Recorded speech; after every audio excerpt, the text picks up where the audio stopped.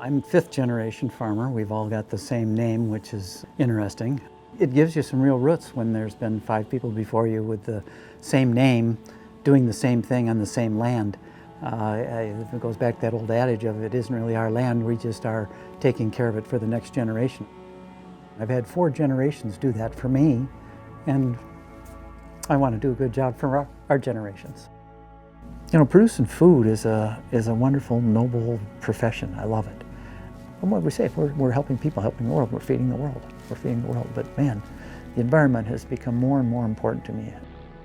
As soon as you poke a hole in the earth and drill a hole, you have a chance for contamination no matter what you're doing.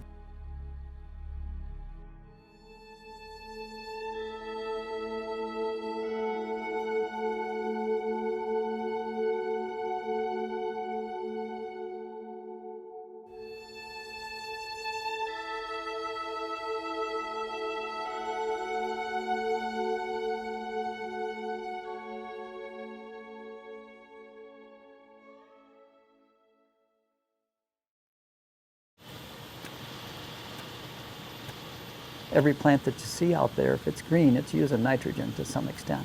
It's a huge part of what we do, and we do need it. The thing is where do we get it? How do we put it on? How much do we put on? Those kinds of things.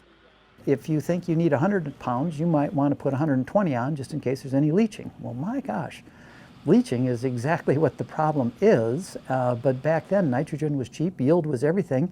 We didn't know about nitrates in the soil, or in the water, or didn't care, or didn't think they got there, wasn't paying attention. But over time, it has become more important.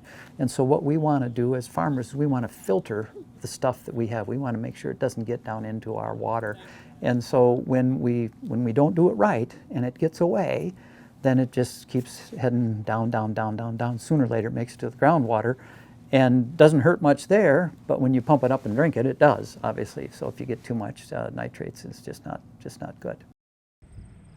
Especially in a crop like potatoes, if we've got nitrogen on and 3 days later we get a 2-inch rain event, some of that nitrogen's gone. There's not much question about that. So it's kind of a put and take system. You have to put in everything you need. The plant takes what it wants, and anything that doesn't get taken up by the plant eventually ends up in the groundwater. We're basically spoon feeding all of our nutrients, trying to put on is target when the plant needs it, put on exactly what they need, looking at the forecast so that we're not putting it on before there's going to be an inch or 2 rain event.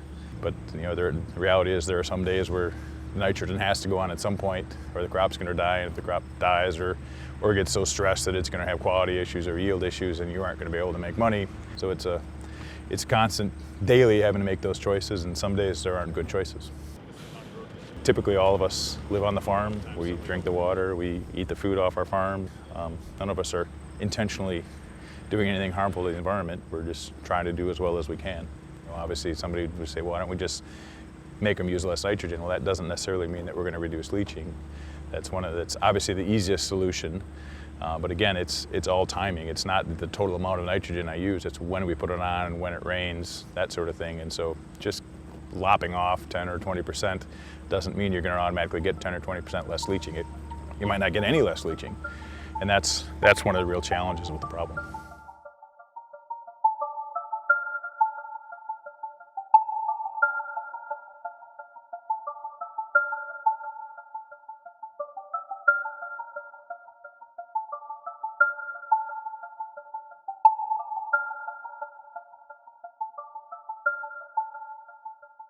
Let's do this properly, and then let's work together to get it fixed. We're all drinking the water, that's for sure. And it's about testing, it's about education, and it's probably going to cost some money. Clean environments cost more than dirty environments. That's why there's dirty environments. In the end, it's about the dollar sometimes, isn't it?